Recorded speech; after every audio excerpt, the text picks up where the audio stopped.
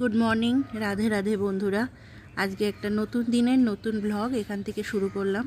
যদিও আমার দিন শুরু হয়েছে অনেক আগেই, ভোর 5:30টায় উঠে আমার মেয়েকে রেডি করে স্কুলে পাঠাতে হয়, কিন্তু সেই সময় রেকর্ড করার মতন সময় থাকে না। সময় খুবই কম, তার মধ্যে তাড়াতাড়ি করে মেয়ের টিফিন বক্স গুছিয়ে দিয়ে তাকে খাইয়ে স্কুল ড্রেস পরিয়ে নিচে ছেড়ে দিয়ে আসি। তারপরে মেয়েকে স্কুলে দিয়ে এসে একটুখানি চা বিস্কিট খেয়ে নিয়ে শুরু হয় হাজব্যান্ডের জন্য খাবার বানানোর প্রক্রিয়া। এই যে আমার কাজের দিদিকে দিয়ে আগের দিনই একটা সবজি কাটিয়ে রাখি সন্ধেবেলা, তাতে আমার সকালে উঠে কাজ করতে সুবিধা হয়। আজকে কাটিয়ে রেখেছিলাম ঢ্যাঁড়স আর আলু, তো সকাল সকাল সেই ঢ্যাঁড়স আলুর তরকারি রান্না করার জন্য চাপিয়ে দিচ্ছি। তোমাদের দেখাতে গিয়ে আবার আলু থেকে একটু জল পড়ে গেছে আমার আলু। যাই হোক, সকালে আমাকে 2-3 রকম রান্না করতে হয়। আজকে রান্নার চাপটা একটু কম ছিল, যেহেতু গতকাল রাতে আমি কিছুটা কাজে গিয়ে রেখেছিলাম। রোজ সমান যায় না, এক একদিন সকালে এতই তাড়া থাকে যে ভিডিও করার মতন সময়ও পাওয়া যায় না। এটা আগের দিনের ভাত, অবশ্য কিছুটা ভাত ফ্রিজে রেখে দিয়েছিলাম, কিন্তু এইটুকু অবশিষ্ট ভাতের আর জায়গা হয়নি। ফ্রিজের থেকে কিছু বরফের প্যাকেট আমি এই ডেচকির তলায় দিয়ে রেখেছিলাম যাতে ভাতটা নষ্ট না হয়। সকালে উঠে দেখলাম ভাতটা বেশ ঠিকই আছে, ভালো আছে, তাই সকাল সকাল ভাতটা ফ্রিজে তুলে রাখার জন্য চেষ্টা করছি। এই সময় ছেলে ঘুম থেকে উঠে গেছিলো, যদিও ওর বাবার কাছে ছিল। তোমরা জানো আমার কাজের যে দিদি, সে সকাল 8টার আগে আসে না, তাই সকালবেলাটা আমাদের খুবই হেক্টিক যায়। আমি সবসময় ঘড়ির দিকে তাকিয়ে থাকি যে কতক্ষণে দিদি আসবে, কিন্তু তাই বলে কাজ আটকে রাখলে তো চলবে না, আমাকে রান্নাঘরে কিছুটা কাজ তো এগিয়ে নিতেই হয়।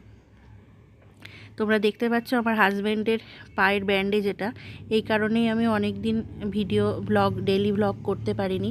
খুবই সাংঘাতিক অবস্থা। আমরা একটা সিনেমা দেখতে গেছিলাম, সেখানে আমার বাচ্চাকে কোলে নিয়েই আমার হাজব্যান্ড সিঁড়ি দিয়ে অনেকটা গড়িয়ে পড়ে যায় এবং পাটা অনেকটা ফুলে গেছিলো। তাই বেশ অনেক দিন আমার মন মেজাজ খারাপ ছিল, আর আমি সেই কারণে ডেলি ব্লগ বানাইনি। তবু আজকে মনে হলো যে দিন তো থেমে থাকে না, দিন এগিয়েই চলে, তাই আবারও মনে শক্তি সঞ্চয় করে তোমাদের জন্য ভিডিও বানাচ্ছি। তোমাদের ভালো লাগলে অবশ্যই লাইক, কমেন্ট আর শেয়ার করো। ওকে দেখে আসলাম বাচ্চাটা কি করছে, দেখলাম সে তখনও ঘুম থেকে ওঠেনি, হাজব্যান্ড তাকে নিয়ে শুয়েছিল, তাই জন্য আমি একটু বারান্দায় চলে এলাম। সব ভোরবেলায় এই বারান্দার জায়গাটা বেশ ভালোই লাগে। এই যে মানুষের ব্যস্ততা শুরু হয় জীবনের, বারান্দা দিয়ে যারা যায় এগুলো দাঁড়িয়ে দাঁড়িয়ে দেখতে আমার বেশ ভালো লাগে, যদিও উপভোগ করার মতন সময় থাকে না। আগের দিন বৃষ্টি হয়েছিল, তাই জামা কাপড়গুলো শুকায়নি, বারান্দাতেই দিয়ে রেখেছিল রাত্রিবেলা। সকালে দিদি এসে এই জামা কাপড়গুলো তুলবে।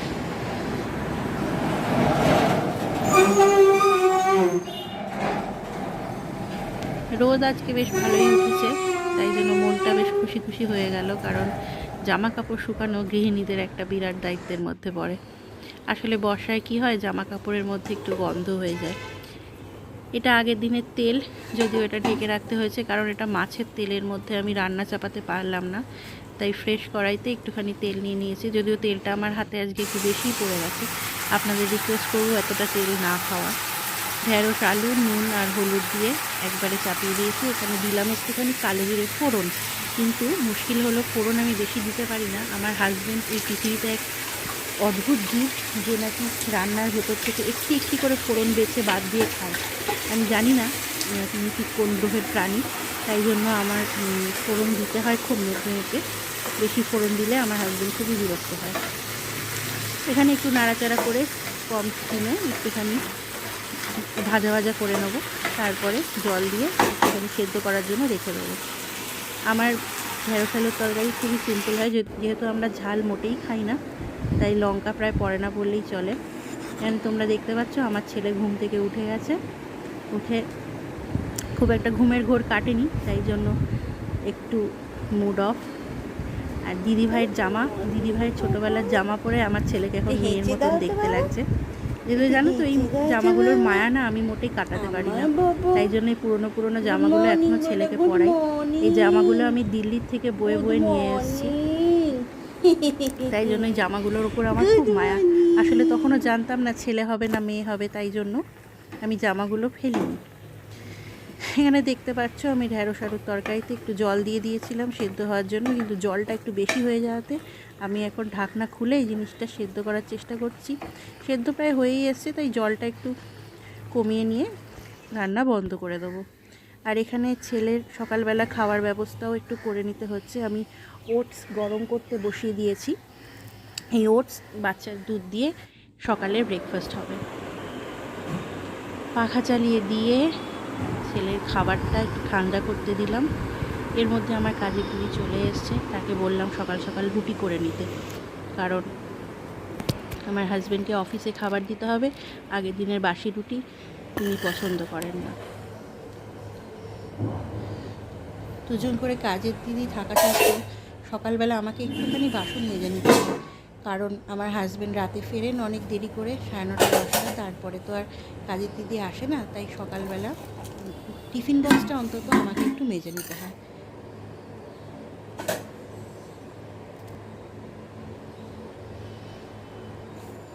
রোজকার কাজ করার জন্য তাই লেগে পড়েছি সংসারের জাঁতাকলে। সংসারের জাঁতাকল মনে করলে তো হবে না, এইগুলো কর্মই ধর্ম। তাই এই কাজগুলোকে বিরক্তি ভরে না করে আনন্দের সাথে করারই চেষ্টা করি।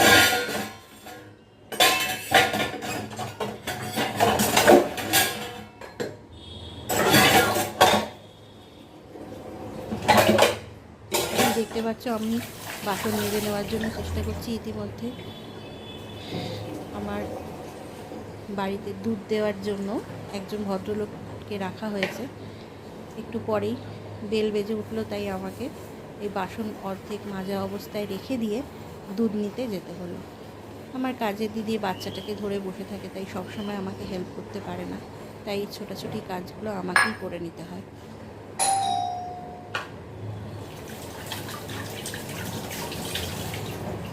হাত ধুয়ে আমি দুধটা নিতে গেলাম। বেল বাজার আওয়াজ শুনে আমাকে যেতে হলো। তোমাদের সকাল থেকে দিন কেমনভাবে কাটে আমার সাথে শেয়ার করো। আর আমার ব্লগ যদি ভালো লাগে তাহলে তোমরা অবশ্যই কমেন্ট করে জানিও, যাতে আমি একটু উৎসাহ পাই তোমাদের জন্য। আমার এই ব্লগ একেবারেই এর মধ্যে আমি কোনো রকম মিউজিক বা কিছু অ্যাড করিনি, কারণ একজন গৃহিণীর রোজনামচা কীরম হয়, প্রাত্যহিক জীবন কীরমভাবে কাটে, সেই জিনিসগুলো খুবই ফরম্যাটে তুলে ধরার জন্যই আমি ডেলি ব্লগগুলো বানাই। একেবারে জৌলুসীন, একেবারেই নর্মাল। তাই আমার এই সাধারণ ভিডিও যদি তোমাদের ভালো লাগে আমাকে জানিও। মাঝখানে আমি একটু উৎসাহ হারিয়ে ফেলে অনেক দিন ভিডিও করিনি, কিন্তু আমার হঠাৎ মনে হলো যে এরকমভাবে থেমে থাকলে তো চলবে না। আমি সারাদিন যা করি, যতটুকু করি, সেইটুকুই তোমাদের সাথে শেয়ার করার চেষ্টা করছি। তাই বারে বারে বলছি, যেহেতু আমি নতুন ভিডিও বানাচ্ছি, আমার টেকনিক্যাল জিনিসগুলো অতটা জানা নেই, বা জানলেও প্রয়োগ করার সময় নেই। দুটো বাচ্চা নিয়ে আমার এমনিতেই যতটা সম্ভব আমি ভিডিওগুলো বানিয়ে তোমাদের সাথে শেয়ার করার চেষ্টা করছি। তোমরা অবশ্যই আমাকে জানিয়ে তোমাদের কেমন লাগছে।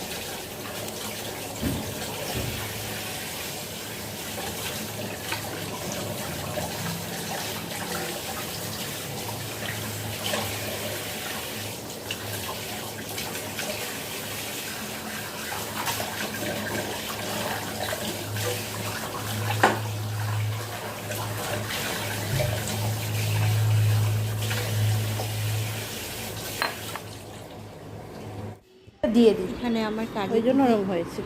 অলরেডি আমার ছেলেকে খাওয়াতে বসে গেছে, আমি খানিকটা খাওয়াচ্ছি। ও খুলে দেবে, ও আমার অন্যদিকে কাজ আছে, হাজবেন্ড খেতে বসবে, তাই তাকে ভাত বেড়ে দিতে হবে। এই কারণে আমি ছেলেকে ওই লাল কোল্ড ট্রান্সফার করে দিয়ে এসে নিশ্চিন্ত হয়ে আবার ভিডিও বানাতে বসলাম। ভাতগুলো আমাকে একটু হাতে করে ভেঙে দিতে হচ্ছিল, কারণ যেহেতু ঠান্ডা, আগের দিনের ভাত ফ্রিজে রাখা, আর ভাতটা কালকে একটু বেশি গলিয়ে ফেলেছে, এই জন্য দলা পেকে গেছিলো। তো সেই জন্যই ভাতগুলো হাতে করে নিয়ে একটুখানি ভেঙে দেওয়ার চেষ্টা করছিলাম। মাইক্রোওয়েভে গরম করেই মোটামুটি সকালের খাবারটা দিয়ে দিতে হয়। সকালবেলা উঠে এত রান্না করার সময় থাকে না। আজকে ছিল ডাল, ভাত, মোরলা মাছ ভাজা আর একটা মাছের ঝোল। সেটা মাইক্রোওয়েভে সেই সমস্ত খাবারগুলো গরম করে খেতে দিতে হয়। আর এই সময় হাজব্যান্ডের তাড়া থাকে প্রচণ্ড বেশি, 1 মিনিট দেরি হলেও সে খুবই বিরক্ত হয়ে যায়। তাই জন্য আমি চেষ্টা করি তাড়াতাড়ি করে তার সামনে খাবারটা ধরতে, তারপরে তার টিফিন গোছাই। সকালবেলা এই ব্যস্তটা সময়টা সকাল 9টা অবধি খুবই ব্যস্ত থাকি, তারপরে একটু রিল্যাক্স করে নিজের জন্য বসি।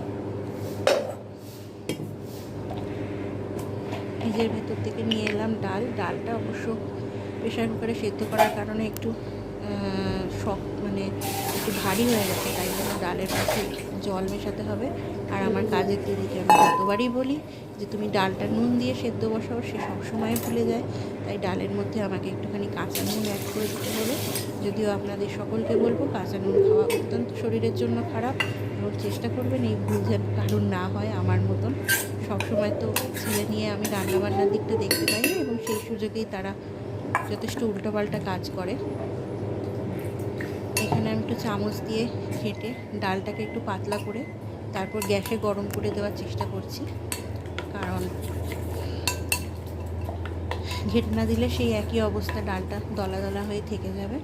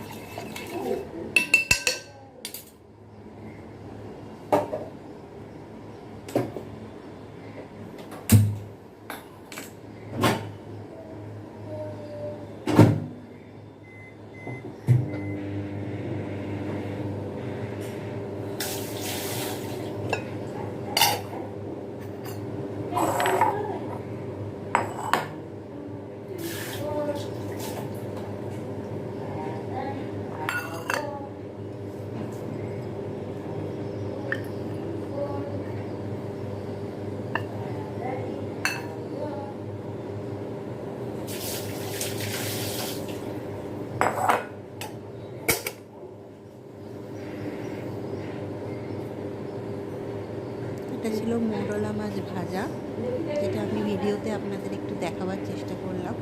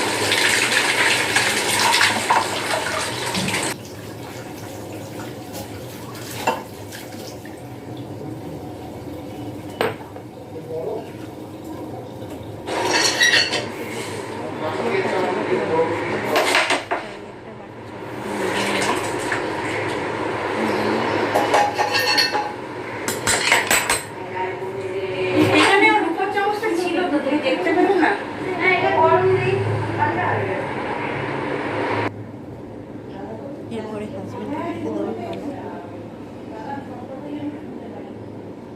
এই সময়টা যথেষ্ট ছোটাছুটির মধ্যে যায়, তাই ভিডিও রেকর্ডিং সম্ভবত ঠিকঠাকভাবে করতে পারিনি।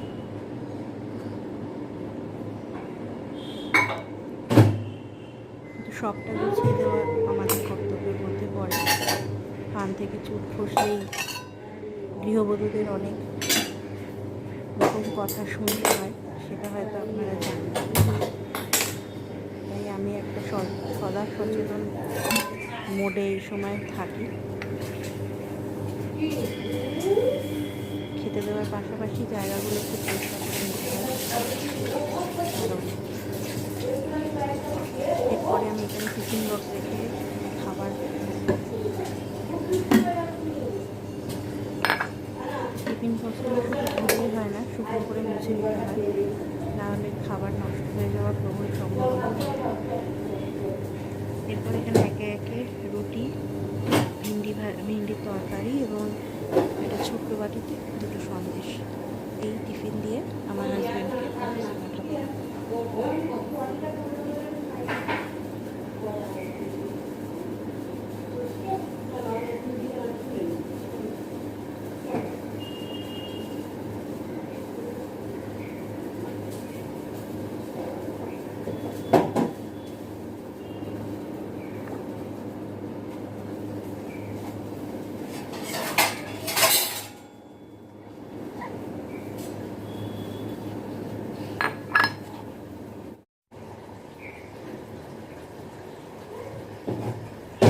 রুটিগুলো ফুটছে ঠিকই, কিন্তু প্রত্যেকটা রুটিতেই অসম্ভব আটা।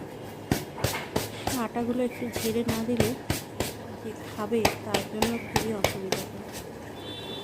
আমি এখনও কাজের দিকে কিছু বলি না, কারণ একই কথা বলতে বলতে যখন সেই কাজটা ভালোভাবে পাওয়া যায় না, তখন মানুষ বিরক্ত হয়ে যায়। আমি চেষ্টা করছি আটার রুটিগুলো একটুখানি ঝেড়ে ঝেড়ে যতটা সম্ভব হালকা আটাগুলো উপর থেকে ফেলে দেওয়ার জন্য। আজকে আমার হাজব্যান্ড তাড়াতাড়ি ফিরে আসবে, সেকেন্ড হাফটা ছুটি নিয়েছে, তাই জন্য অল্প করে খাবার দিতে বললো। 4টে রুটি, তাই জন্য না। যদিও দুপুরবেলা লাঞ্চ টাইমের পরই সে বাড়ি ফিরবে আমি জানি, তাই জন্য সে অল্প করে দিতে বললেও আমি চেষ্টা করি যতটা সম্ভব ভরপেট খাবারই দেওয়ার।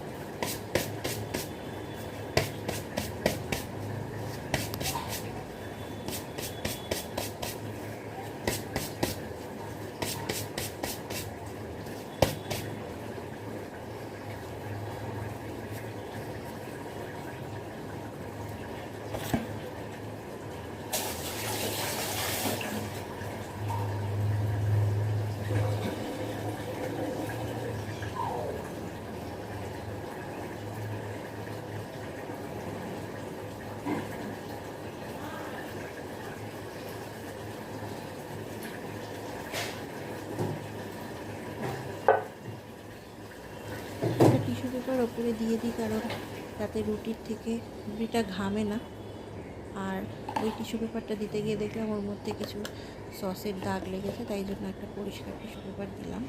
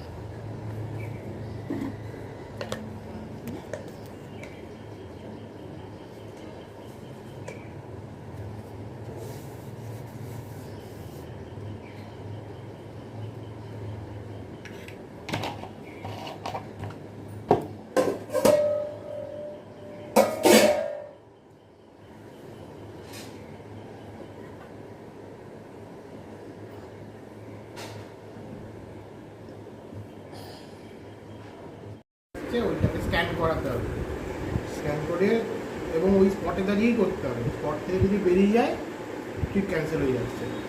আর ড্রাইভাররা সেই জন্য গাড়ি ওখানে চালাচ্ছে না, আর গাড়ি চলছে দেরিতে। তো এরকম মানে ঝামেলাকর জিনিস কেন করলো ওরা? সেটাই তো হচ্ছে ব্যাপার। এই এখন তো মানুষ অফিস যাবে না ওইসব করবে? ওই করতে হবে। কালকে আমি দেরিতে বেরোয়নি না, গাড়ি এখানে আমার 8:50 গাড়ি এসছে 9:07-8।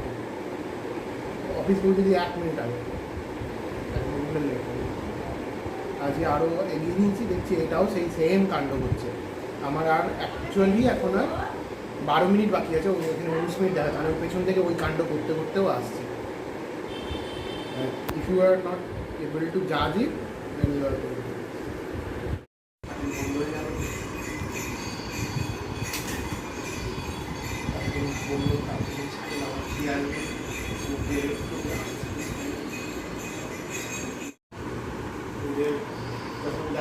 আজকে আর বড় অফিসে বেরোনোর জন্য ধৈর্য রাখতে পারিনি, প্রচণ্ড চাপ একটা পেয়েছি।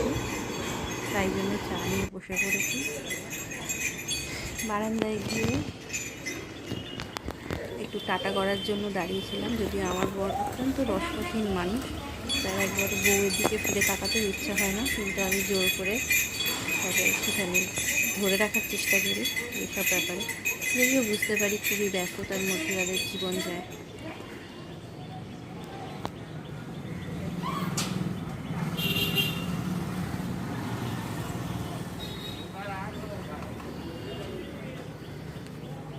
Bye bye.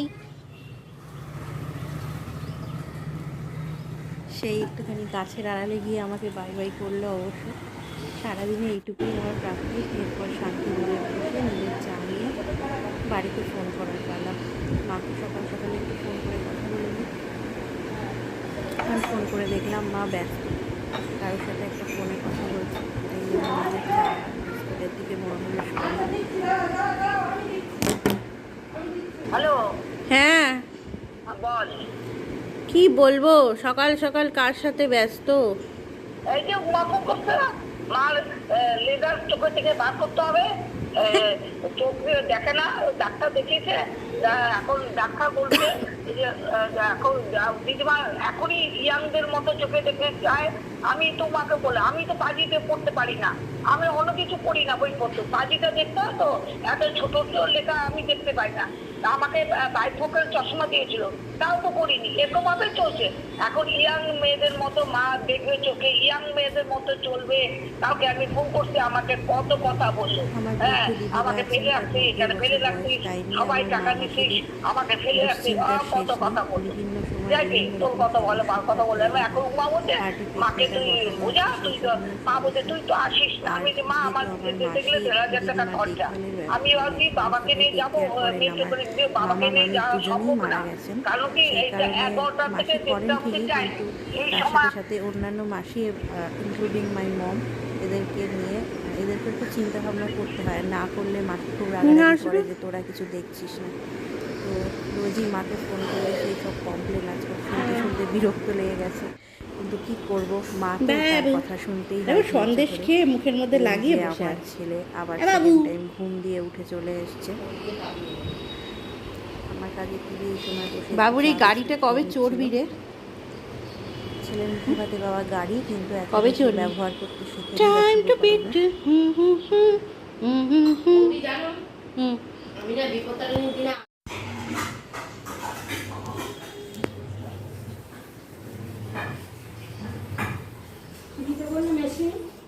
বললাম আর যদি টাওয়াল মাল কিছু থাকে দিয়ে দাও।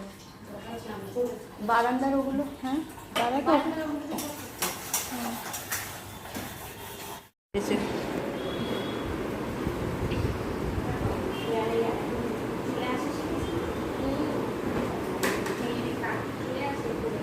দুই দিদি এখানে এখন কাজ করছে।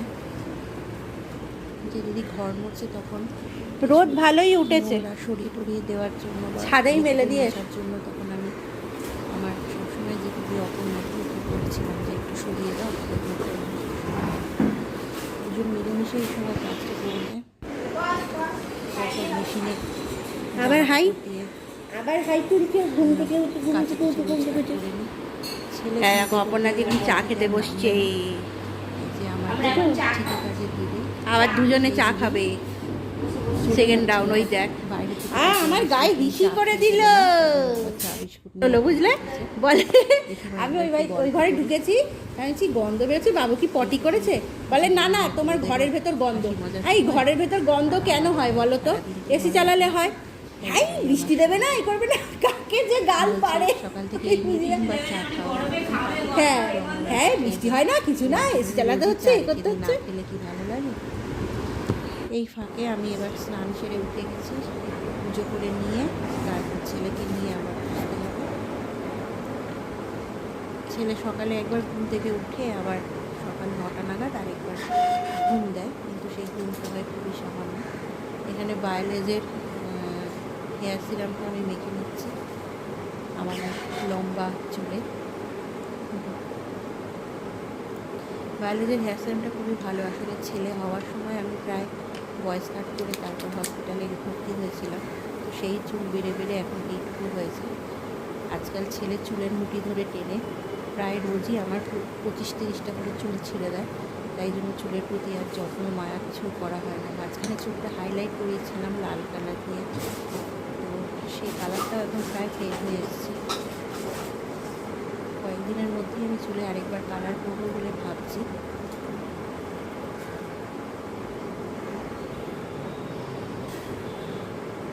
আজকাল প্রচণ্ড হেয়ার ফল হচ্ছে, কিন্তু কী করবো, যেহেতু এখনও আমার ছেলে ব্রেস্টফিড করে, তাই জন্য আমি চুলে কোনো রকম তেল বা কোনো কিছু লাগাতে ভয় পাচ্ছি। যেগুলো চুলে হেয়ার ফল প্রোটেকশন যেগুলো আছে সেগুলো কিছুই লাগানো হয় না। আসলে একটা ওষুধ আমি বাচ্চা হওয়ার আগে লাগাতাম, মিন্টোপ 2% বলে, কিন্তু সেই মিন্টোপে মিনক্সিডিল থাকে। মিনক্সিডিল আসলে যে দুধের সাথে মিশে যাওয়ার সম্ভাবনা আছে বলে ডাক্তাররা ডিউরিং প্রেগনেন্সি বা ব্রেস্টফিডিং মাদারকে মিনক্সিডিল লাগাতে বারণ করে।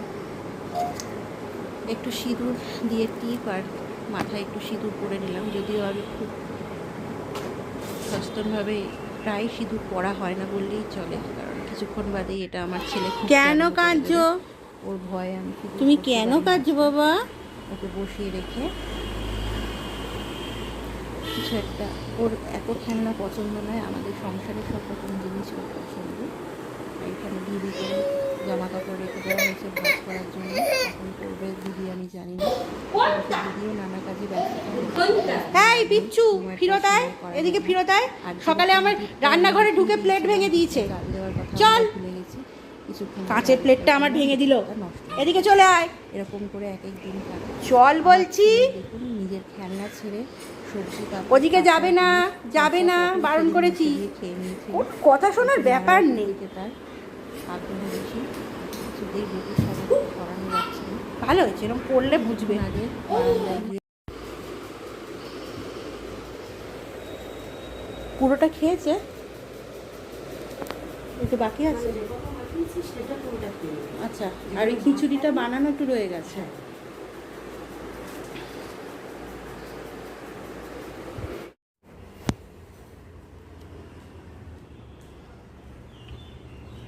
দিদি আমি নিচে যাচ্ছি মেয়েকে আনতে। এবার আমার নিচে যাওয়ার পালা। মেয়ে আসবে, কার্পুলে দিয়ে দিয়েছি এখন, তাই একটু সুবিধা হয়েছে। না হলে রোজই স্কুলে ছুটতে হতো, সেটা আমার জন্য খুব হেক্টিক হয়ে যেত। এখন নিচে গিয়ে নিয়ে আসলেই হবে। 2টা বাজতে যায় প্রায়, মেয়ের আসার সময় হয়ে গেছে।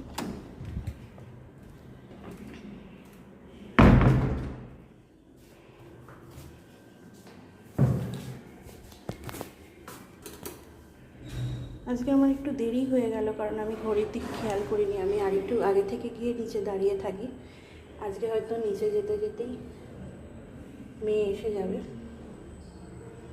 আমি সবে ভাবছিলাম দুপুরবেলা এবার রান্নাটা বসাবো।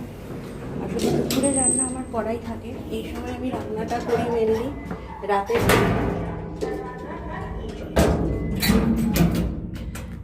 রান্নাটা একটু দেরি করে করলে ভালো হয়, তাই জন্য আমি চেষ্টা করি একটু বেলার দিকে রান্না বান্না করতে। তো আমি সবেই রান্নাঘরে গেছিলাম, রান্না বসাবো, হঠাৎ ঘড়ির দিকে খেয়াল করলো যে মেয়ের আসার সময় হয়ে গেছে, তাই জন্য এখন তাড়াতাড়ি করে নিচে যাচ্ছি।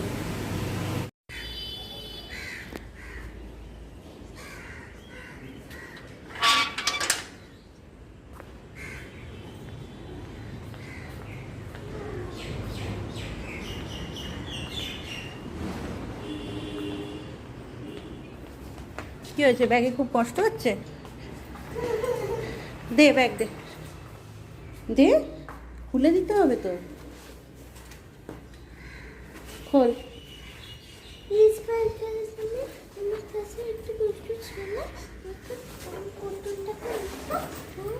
চল চল, পরে শুনবো। ফেলে দিয়েছে?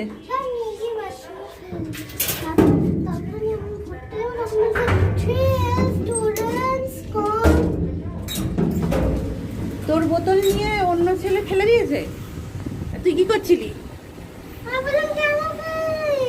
কেন ফেললি? নিজেরটা কেড়ে নিতে হবে না?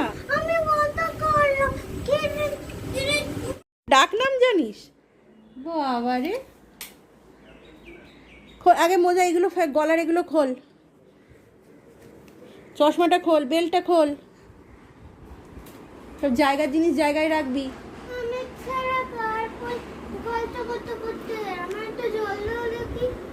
আচ্ছা জল দিচ্ছি।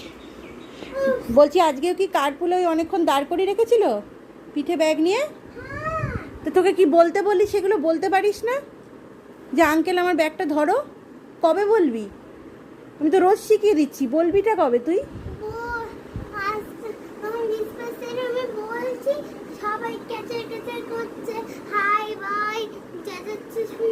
তোর তো হাতটা ধরে আছে আঙ্কেল, তা হাতটা নাড়া দিয়ে বলবি যে আঙ্কেল আমার ব্যাগটা ধরো, আমার কষ্ট হচ্ছে, এতক্ষণ আমার দাঁড় করিয়ে রেখেছো।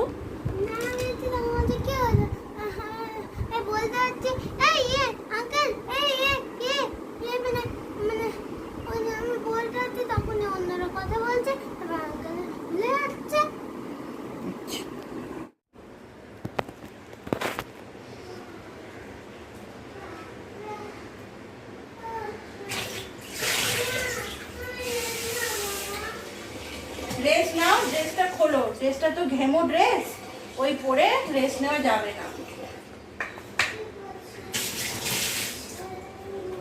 এরা কি হয়েছে বলতো, বাবাকে বলেছি কি পার্শে মাছটা কিভাবে রাঁধবো, বাবাকে বলেছি পার্শে মাছটা কিভাবে রাঁধবো, তো বাবা বলছে কি বলছো, পার্শে মাছটা কিভাবে রাঁধবো, ঝাল করবো না ঝোল করবো?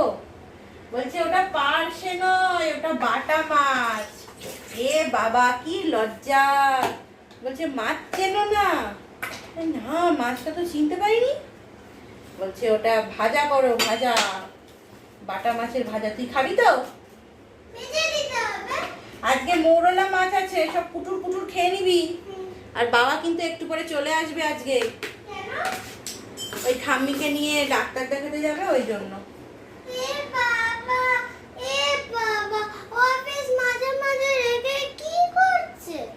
কি করছে আবার? কি ঠাম্মি বুড়ো হয়েছে না? হ্যাঁ ছেড়ে দেবে না।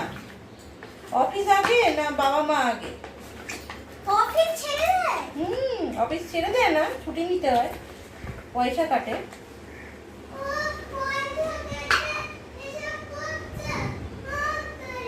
তোর কি হলো, বাবার পয়সা কাটবে তো? তুই কি খেতে পড়তে পারছিস না? আই কার্ড আমি ঝুলিয়ে রেখে দিয়েছি, বেলটাও ঝুলিয়ে রেখে দাও।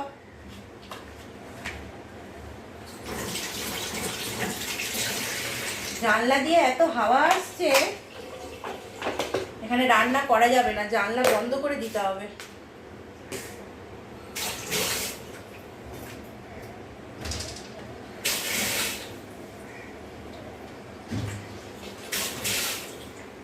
তুমি এই যে টিফিনটা সবটা খেয়েছো মা? কলা খেয়েছো, ফল খেয়েছো, সব টিফিন খেয়েছো? আচ্ছা, ওই চকলেট আর বিস্কুট কি মাখামাখি হয়ে গেছিল? আচ্ছা, আমি তো চকলেটটা শর্টব্রেডটা যখন খুললাম ঠিক আছে, আমি চকলেটটা শর্টব্রেডই খেয়ে নিয়েছি। আগে তো ফল খেতে হয়, আগে তো ফ্রুট ব্রেক হয়, আগে তুমি কেন চকলেট খেয়ে নিয়েছো? আর আজকে সকালে তোমাকে ওষুধ খাওয়াতে ভুলে গেলাম, কই আমাকে মনে করালে না তো, অত টাইম ছিল, মনটায় আর খাওনি, এখন খেয়ে নেবে। হ্যাঁ, আর চেঁচামেচি করো না, ভাই ঘুমোচ্ছে, সবে ঘুমিয়েছে, বুঝেছো?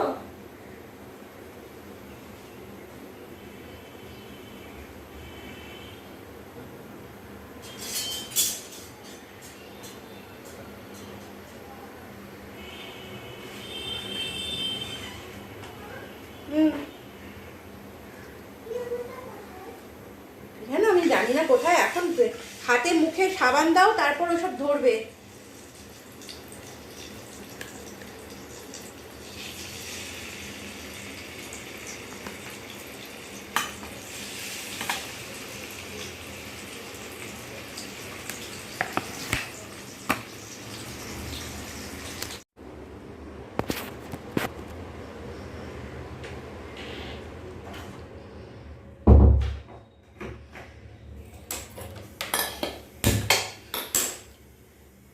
দুটো বাটা মাছ ভাজা রেখে আর একটুখানি ভাবছি পটল দিয়ে ঝোল করে রাখবো। দুরকম করে রাখা ভালো, কারণ কখন কার কি আবদার হয়। আমরা গৃহিণীরা তো সবার মন মাফিক কাজ করতে করতে অভ্যস্ত, আর সেই চেষ্টাই আমাদের থাকে। বাবার একরকম চাহিদা, মেয়ের একরকম চাহিদা, সেগুলো মিট করতে হয়। যাই হোক, গল্প করতে করতে 5 ফোড়ন দিয়ে কড়াইতে পটল আর আলুগুলো ছেড়ে দিচ্ছি। আমাদের মাছের ঝোল খুব সিম্পল হয়, না তাতে পেঁয়াজ পড়ে, না তাতে আদা রসুন পড়ে। আমার শাশুড়ি মা ছোটোবেলা থেকে এইরকমই রান্না খাইয়েছে আমার হাজব্যান্ডকে, তাই আমাকেও এতটাই লাইট করে খেতে হয়। আর ঝাল আমরা প্রায় খাই না বললেই চলে, একটা কাঁচা লঙ্কা দিয়ে আমার সব রান্না হয়, ঝাল নাকে বরাবর। তো আলু পটলের ওপর একটু নুন আর হলুদ, আর মশলার মধ্যে জিরে গুঁড়ো, ধনে গুঁড়ো, এই হলো আমাদের মাছের ঝোলের রেসিপি। তাই রোজ একই রকম রাজ্যে রাজ্যে আমিও বোর হয়ে যাই, কিন্তু কি আর করা, ডেলি লাইফে সবসময় তো স্পাইসি খাওয়া চলে না।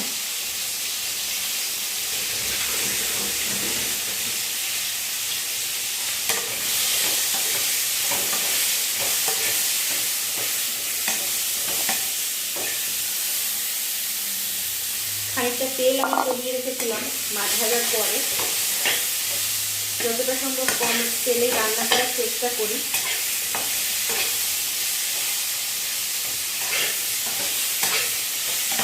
এখানে মনে হলো আর একটু তেলের প্রয়োজন, তাই জন্য তেলটা কড়াইতে ঢেলে দিলাম।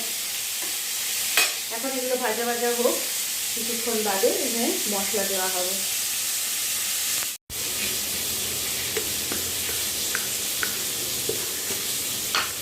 সবজিগুলো একটু ভাজা ভাজা হয়ে গেছে, এখন দিয়ে দিচ্ছি 3 চামচ করে জিরে গুঁড়ো আর ধনে গুঁড়ো।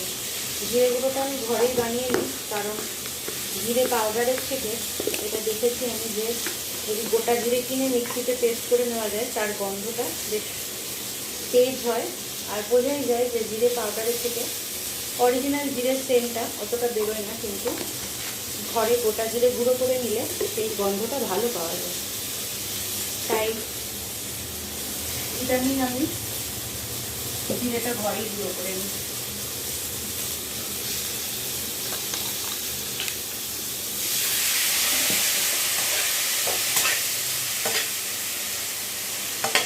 মশলাটা সামান্য ভাজা ভাজা করে এবার জল দিয়ে দেবো।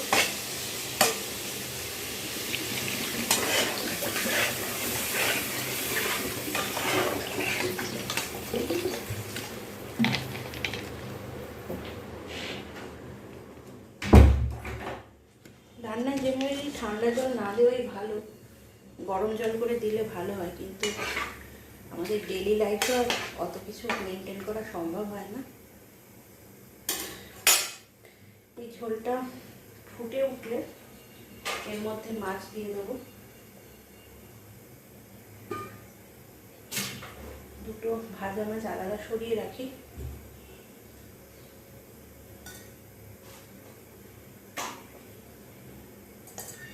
দুটো মাছ ভাজা সরিয়ে রাখলাম, যদি কেউ ভাজা মাছ খেতে চায়। এর মধ্যে বলে রাখি, আমি মাছের ধারে কাছে যাই না, আমি মাছ খাই না। একমাত্র চিংড়ি মাছ এর মালাইকারি ছাড়া কোনো মাছই খাই না। এটা আমার একটা বদভ্যাস বলতে পারেন, কিন্তু যে কোনো রকম মাছে আমার বড় অনীহা হয়েছে আজকাল। বিয়ের আগে যখন মায়ের কাছে ছিলাম, তখন মা খুব সুস্বাদু রান্না করতো। জানি না, হয়তো আমি সেরকম রান্না করতে পারি না, বা আমাকে করতে দেওয়া হয় না, যেহেতু শ্বশুরবাড়িতে শাশুড়ি মার নিয়মই চলবে। সেই জন্য আমার নিজের হাতে রান্নার মাছের ঝোল আমি খাই না। যাই হোক, গল্প করতে করতে আমার মাছের ঝোল ফুটে উঠেছে। এর মধ্যে এবার মাছগুলো দিয়ে আমি ঢাকা দিয়ে দেবো। আমার শাশুড়ি বলেন ঢাকা চাপা। তো একদিন আমি মজা করে বলেছিলাম যে ঢাকা দেবো না চাপা দেবো। যদিও আমার শ্বশুরবাড়িতে হাসি ঠাট্টা অ্যালাউড না, এরা প্রত্যেকেই রামগরুরের ছানা, হাসতে লিটারেলি তাদের মানা। আমার শ্বশুর শাশুড়ি সারাদিন ঝগড়া করতে পারলে ওনাদের সবচেয়ে আনন্দ লাগে। আমি জানি না কীভাবে এনারা জীবনযাপন করেন।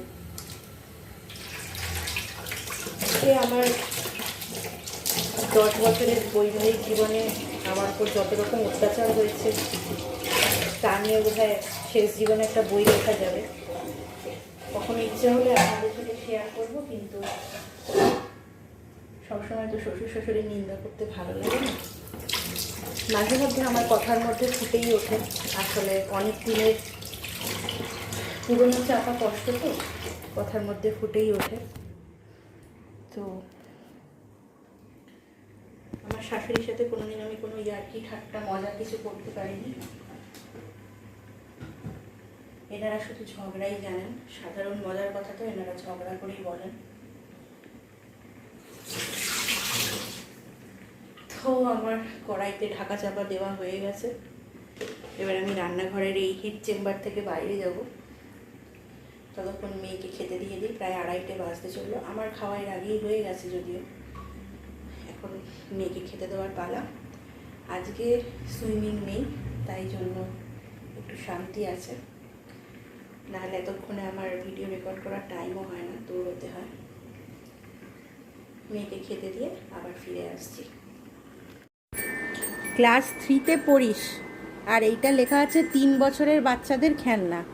ক্লাস 3-তে পড়ে 3 বছরের বাচ্চাদের খেলনা খেলছিস, লজ্জা করে না? আমি তো জল তরঙ্গ কোনোদিন শিখিনি, আর আমার এটা খেলতে ভালো লাগে। তো খেলো। ওটা দিয়ে কেন বাজাচ্ছিস? কাটি নেই। কেন কাটি? ওর পেছনে তো কোথায় পেছনে?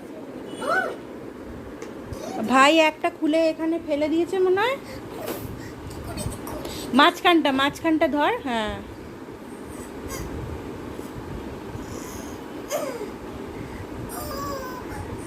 এটা ভেঙে যাবে। বন্ধুরা, আজকের ডেলি ব্লগ এখানেই শেষ করতে হচ্ছে, কারণ আজকে সেকেন্ড হাফে আমার হাজব্যান্ডের ছুটি, আমি কিছুক্ষণের মধ্যেই চলে আসবেন। আর আমার এই ব্যক্তিগত জীবনের যে প্রচেষ্টা ভিডিও শেয়ারিং আপনাদের সামনে, এটা আমি হাজব্যান্ডের সামনে ঠিক তুলে ধরতে চাই না, তার অন্য কোনো কারণ নেই। এই ব্যাপারে দেখেছি অনেকের হাজব্যান্ড খুবই সহযোগী, তারা নিজেরাও ভিডিওর মধ্যে আসেন।